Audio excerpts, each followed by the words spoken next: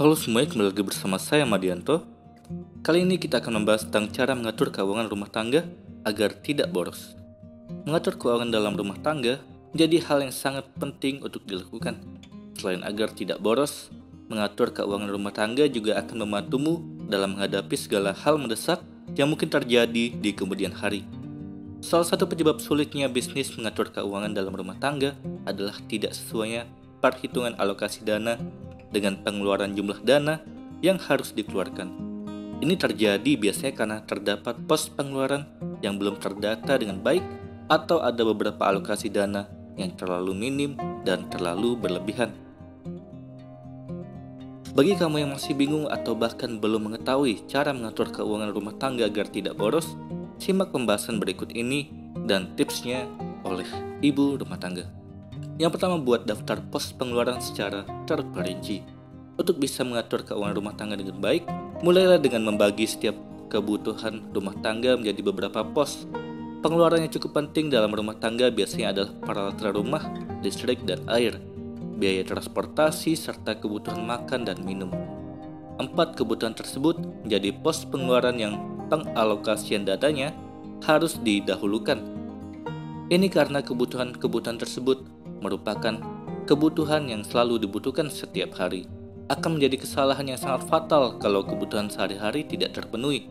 Setelah membagi pos pengeluaran kebutuhan utama, kamu baru bisa mengalokasikan dana untuk kebutuhan lain, seperti pengeluaran untuk pajak bumi bangunan, asuransi, tabungan, dan kebutuhan tambahan lainnya. Lalu, yang kedua, buat kalender tagihan. Cara mengatur keuangan rumah tangga agar tidak boros menjadi hal yang sangat penting.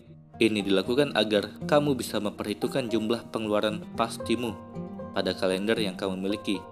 Tandai setiap tanggal yang mengharuskan kamu untuk membayar tagihan listrik, air, biaya sekolah, tagihan kartu kredit, serta tagihan lainnya.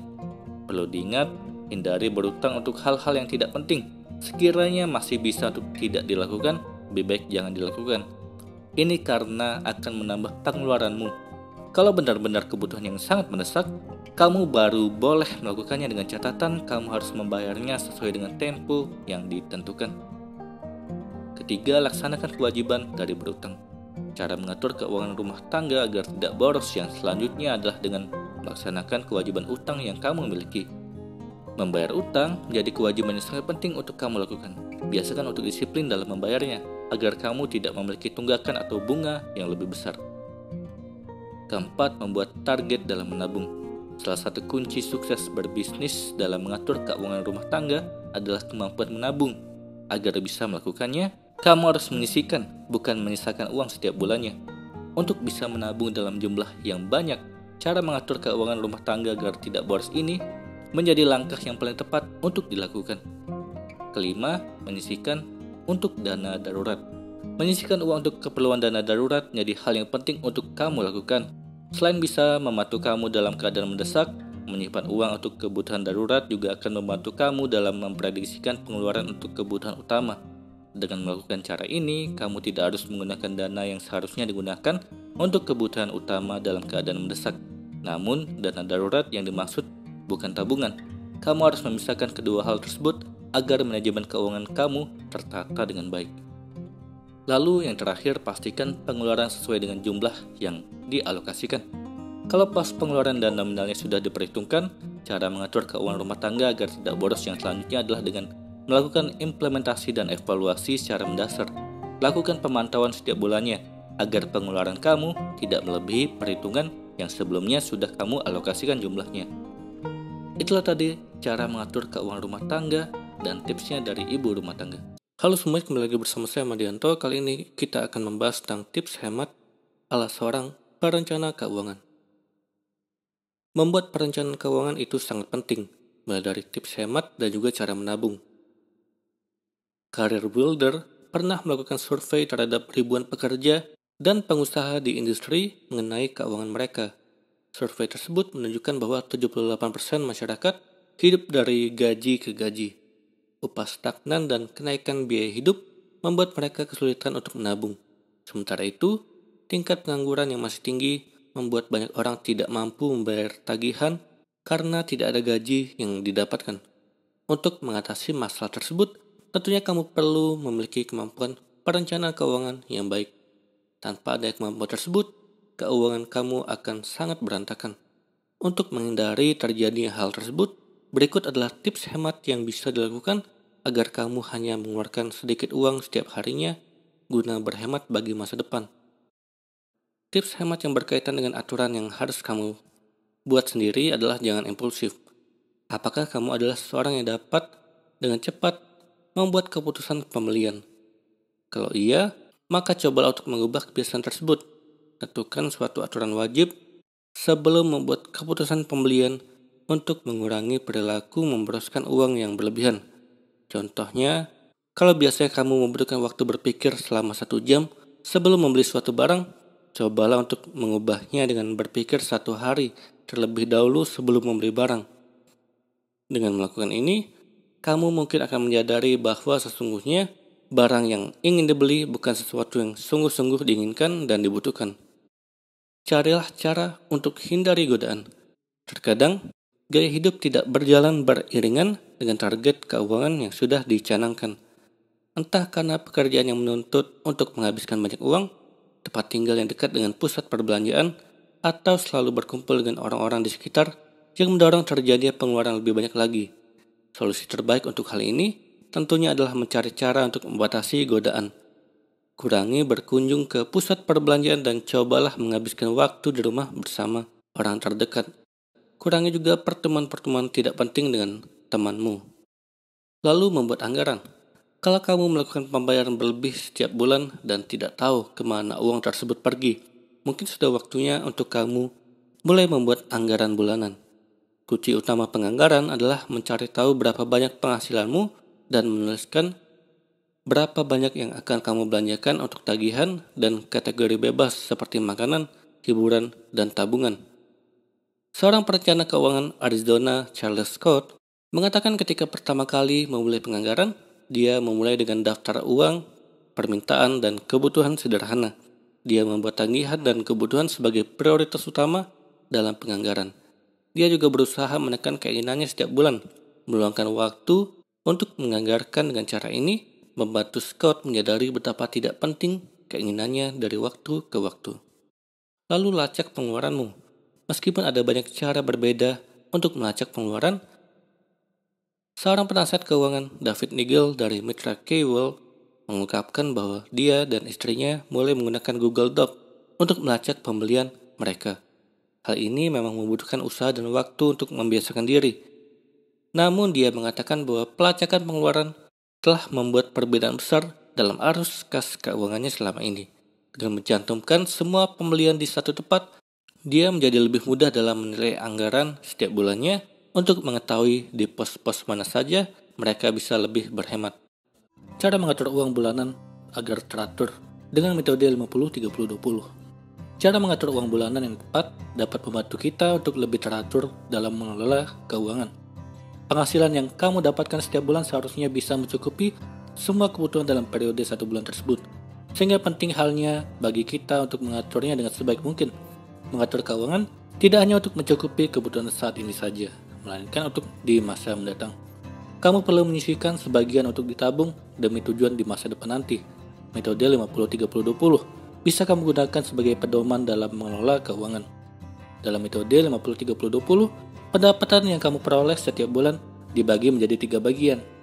Dengan porsi 50% untuk kebutuhan, 30% untuk keinginan, serta 20% untuk menabung atau investasi. Penerapan metode ini bisa kamu simak berikut ini. Yang pertama, menghitung pendapatan per bulan. Sebelum membaginya, kamu terlebih dahulu harus mengetahui berapa total pendapatan bulananmu. Pendapatan bisa berupa pendapatan aktif seperti gaji atau pendapatan pasif dari aset.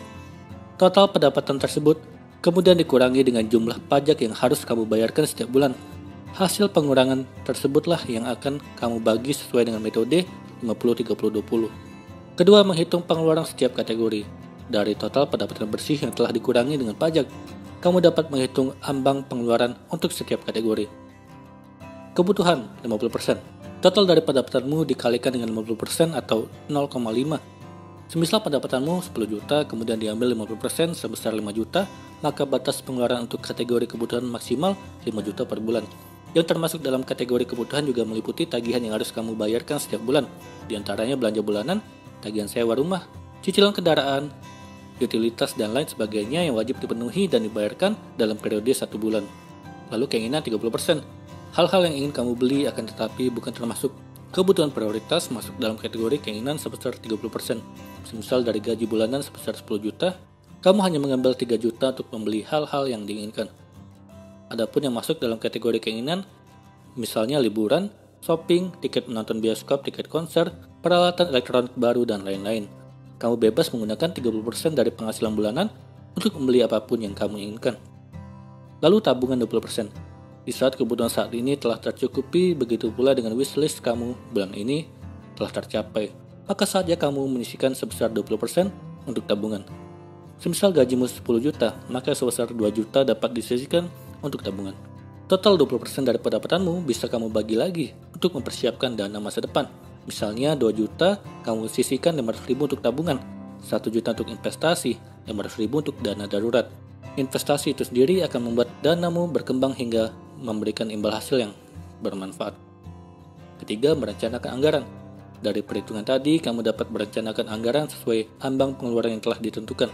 Buatlah daftar apa saja yang harus dibeli dan dibayarkan untuk setiap kategori. Lalu memantau anggaran. Supaya kondisi keuangan tetap stabil, lakukan pemantauan anggaran secara rutin, lacak pengeluaran bulananmu, lakukan perubahan bila diperlukan, serta tetaplah konsisten dengan berpegang pada ambang pengeluaran yang telah ditentukan untuk bulan-bulan berikutnya. Kali ini kita akan membahas tentang budgeting 80/20 dan juga 50/30/20 untuk kamu si minimalis. Bagi sebagian orang, budgeting masih jadi hal yang terkesan ribet dan membuat tidak bebas menikmati hidup. Padahal kegunaan budgeting adalah mengatur keuangan supaya bisa senang-senang menikmati hidup dengan lebih tenang tanpa penyesalan. Tugasmu tinggal memilih metode mana yang sesuai sama keadaanmu. Ada banyak alternatif mengatur budget menuju keuangan yang sehat. Kalau kamu belum cocok dengan metode budgeting 50/30/20, mungkin kamu bisa mencoba 80/20. Tapi sebelum itu, kamu harus tahu apa itu metode budgeting 50/30/20. Metode ala senator Amerika Serikat Elizabeth Warren, budgeting 50/30/20 menyarankanmu untuk memecah pendapatan bersih bebas pajak menjadi 3 bagian besar. 50% kebutuhan sehari-hari dan tagihan wajib. Mulai dari belanja bahan makanan dan bumbu dapur, alat mandi dan sanitasi sampai persediaan air galon atau obat-obatan yang dikonsumsi rutin harus dimasukkan dalam perhitungan ini. Juga seperti tagihan listrik atau air, asuransi atau cicilan yang belum lunas, jadi kamu harus memperhitungkan dengan baik apakah kebutuhan harian dan tagihan kamu cukup dengan 50% dari penghasilan bersih. Kalau ternyata overspending saat berbelanja kebutuhan harian, kamu perlu lebih disiplin dan teliti lagi dan mungkin kamu perlu mencari pengganti produk yang lebih ekonomis. 30% hiburan dan keinginan lain. Siapa bilang budgeting membuat kamu tidak bisa menikmati hidup? Bisa kok. Yang penting dibuat budgetnya sejak awal. Dengan metode 50/30/20, kamu bisa menyisihkan 30% dari penghasilan bersih untuk kebutuhan liburanmu. Mau liburan, belanja online, beli skincare atau jajan boba, atau langganan aplikasi streaming musik dan film, apapun yang membuat kamu senang bisa diwujudkan pakai porsi ini. Kalau kamu tidak tertarik dengan jajan makanan atau belanja barang, mengembangkan diri dengan ikut webinar atau workshop juga bisa menggunakan dana ini. Yang penting bijak-bijaklah menggunakan budget 30% ini. Lalu 20% untuk tabungan dan investasi. Senang-senang ada jatahnya. Jangan lupa menabung juga. Metode 50/30/20 mengharuskan kamu memisahkan 20% dari penghasilan untuk disimpan, baik untuk dana darurat, hal besar yang mau kamu capai, dana pensiun, bahkan modal berinvestasi. Supaya lebih aman dan praktis, kamu bisa mencoba beberapa aplikasi yang ada di Play Store ataupun App Store. Lalu, apa sih budgeting 80/20? Metode 80/20 yang disebut juga prinsip Pareto ini merupakan strategi manajemen untuk membantu orang lebih fokus pada banyak hal penting yang harus diselesaikan. Pembagian budget 80/20 yang lebih sederhana sangat cocok untuk kamu yang mau mulai memperhatikan budget tapi malas ribet. 80% untuk biaya hidup saat ini. Seluruh pengeluaran bulanan dan harianmu harus dapat dipenuhi menggunakan 80% penghasilan, mulai dari biaya sewa, transportasi, makan, belanja hingga hiburan. Karena metode budgeting 80/20 tidak menuntut kamu membagi pos pengeluaran yang detail, kamu perlu ekstra hati-hati setiap melakukan transaksi. Kalau kebutuhan biaya hidup dan tagihanmu saat ini lebih dari 80% tiap bulan, kamu perlu mencari hal yang harus dihilangkan atau digantikan. Contoh, pengeluaran yang bisa kamu hitung dan atur ulang, bensin dan tol, listrik, biaya makan di restoran, hingga pengeluaran untuk membeli kopi setiap harinya. 20% untuk tabungan masa depan. Besarnya presentasi biaya hidup dan pengeluaran di metode ini jangan membuat kamu terlena untuk tidak menabung. Sama seperti metode 50/30/20, kamu cukup menyisihkan 20% dari penghasilanmu untuk ditabung. Walau aturannya demikian, tidak ada salahnya juga kalau kamu bisa menabung lebih dari 20% penghasilan. Sekarang kamu tinggal pilih, mana di antara budgeting 50/30/20 dan budgeting 80/20 yang lebih pas untuk pengaturan keuangan bulananmu.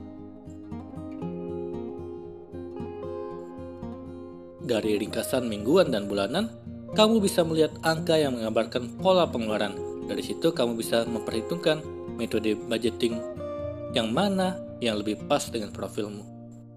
Ingatlah, tidak ada metode terbaik dalam mengatur budget. Adanya yang paling ideal dan cocok membuat keuanganmu menjadi lebih sehat.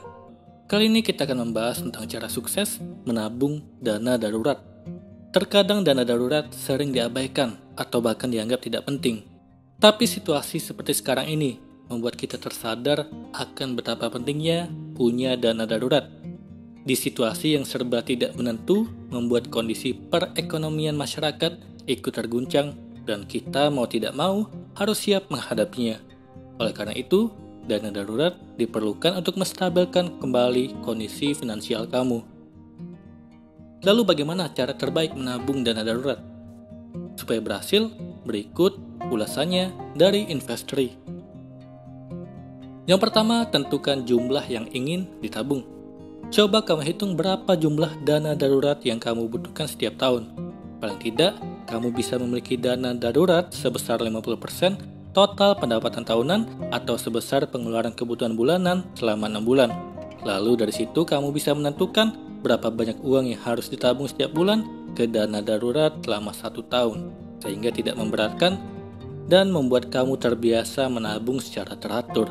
Agar lebih mudah, kamu bisa memanfaatkan sistem auto debit yang secara otomatis akan memotong pemasukan setiap bulan ke rekening dana darurat kamu, sehingga tidak ada alasan untuk melewatkan menabung dana darurat. Kedua, melacak pengeluaran secara berkala. Untuk bisa menghemat pengeluaran, coba cari tahu berapa banyak uang yang kamu habiskan setiap bulan untuk kebutuhan hidup sehari-hari. Catat setiap pengeluaran yang penting, seperti untuk belanja bulanan, makanan sehari-hari, listrik dan internet, cicilan dan tagihan kartu kredit, uang sekolah anak, hingga simpanan dana pensiun. Kalau kamu masih memiliki pengeluaran besar di luar dari pengeluaran pokok tersebut, berarti masih ada peluang kamu untuk berhemat. Kurangi pengeluaran yang tidak penting dan alihkan untuk dana darurat. Karena situasi sekarang ini menuntut kita harus selalu siap menghadapi kondisi yang tidak terduga. Salah satunya dengan memiliki dana darurat. Ketiga, menyisihkan lebih banyak pendapatan ekstra. Mungkin kebutuhan pokok sehari-hari membuat kamu semakin sulit untuk menyisihkan dana darurat dan menjadi semakin lama untuk bisa mencapai tujuan. Namun ada cara lain yang bisa kamu lakukan, seperti menyuntikkan lebih banyak dana ke tabungan dana darurat ketika mendapatkan pemasukan ekstra yang berasal dari bonus akhir tahun atau uang THR, atau dari hadiah ulang tahun, atau sebagainya. Pemasukan ekstra dapat dengan cepat menambah dana darurat kamu dan semakin dekat dengan tujuan akhir. Segera tentukan berapa besar persentase yang akan disimpan sebagai dana darurat sebelum kamu tergoda menghabiskan semua uang tersebut untuk hal yang tidak terlalu penting. Keempat, mencari pendapatan tambahan. Kalau kamu kesulitan menemukan celah untuk ditabung dari pendapatan bulanan yang sudah ada, kamu bisa pertimbangkan untuk mengambil kesibukan tambahan yang menghasilkan uang.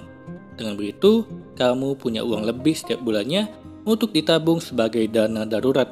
Tapi yang perlu diingat bahwa kamu hanya bisa melakukan pekerjaan sampingan tanpa merusak kinerja pekerjaan utama kamu. Jangan sampai membuatnya terbengkalai. Kamu harus bisa menyeimbangkan kedua pekerjaan tersebut. Kalau kamu ingin melakukannya dan mendapatkan pemasukan tambahan, carilah pekerjaan sampingan secara online yang bisa dikerjakan dengan waktu kerja fleksibel. Ini kemudian bisa berlanjut untuk memenuhi tujuan keuangan lain seperti simpanan dana pensiun atau pinjaman lain yang harus kamu lunasi. Kelima, mencoba tantangan penghematan pengeluaran. Coba sekali-kali kamu melakukan tantangan menghemat pengeluaran dengan cara tentukan 1 bulan di mana kamu tidak membeli pakaian baru atau hanya memasak di rumah. Dengan demikian, ada lebih banyak uang yang bisa kamu hemat dan setorkan langsung ke tabungan dana darurat. Apalagi saat pandemi saat ini, di mana akses untuk berpergian keluar rumah sangat terbatas. Kalau kamu manfaatkan untuk lebih banyak menghemat uang, banyak rencana liburan yang tidak bisa terrealisasi, membuat kamu punya lebih banyak uang untuk disimpan, tapi jangan sampai membuat kamu stres. Kamu bisa coba menemukan kesibukan baru yang seru, seperti memasak menu baru yang menggugah selera atau mencari hiburan lain yang menarik di rumah. Lalu tempatkan dana darurat di tempat khusus. Saat memutuskan untuk menyimpan dana darurat di mana, pastikan kamu memasukkannya ke akun yang dapat diakses sewaktu-waktu tanpa menimbulkan kerugian, tetapi juga tidak mencolok untuk menggoda kamu, seperti menyimpannya pada rekening tabungan berjangka atau deposito, sehingga kamu tidak tergoda untuk menggunakan tabungan tersebut. Kalau kamu tidak memisahkan dana darurat dari rekening yang biasa digunakan sehari-hari, tentu menjadi lebih sulit untuk menjaganya. Dana darurat benar-benar hanya digunakan untuk keadaan darurat. Jangan sampai upaya kamu untuk mengumpulkan uang ini jadi sia-sia hanya karena dihabiskan untuk sesuatu yang sifatnya bukan kebutuhan darurat. Ditakutkan saat dana ini benar-benar dibutuhkan, malah sudah habis duluan. Lalu yang terakhir, isi ulang bila terpakai. Kalau kamu menemukan situasi darurat dan terpaksa harus menggunakan tabungan dana darurat, jangan lupa untuk segera mengisinya kembali sesaat setelah situasi darurat kamu berlalu. Terkadang ada situasi di mana kamu kehilangan pekerjaan, tertimpa musibah bencana alam, tagihan medis yang tidak terduga di mana kamu harus memanfaatkan dana darurat kamu. Di saat seperti itulah, kamu akan merasakan betapa bergunanya dana darurat yang telah kamu siapkan, dan akan sangat bersyukur pada diri kamu yang punya hobi menabung. Jadi banyak manfaat yang bisa kamu peroleh dengan memiliki dana darurat, seperti membuat kamu lebih fleksibel saat bekerja, mengurangi kekhawatiran kalau mendadak harus resign atau dirumahkan karena kamu sudah memiliki dana darurat yang bisa membiayai kebutuhan kamu selama tidak bekerja. Selain itu, dana darurat juga dapat menjauhkan kamu dari utang yang dapat menambah beban hidup. Mari segera miliki dana darurat selagi kamu masih punya kesempatan, jangan sampai menyesal kemudian. Semoga ini bermanfaat. Sekian dan terima kasih.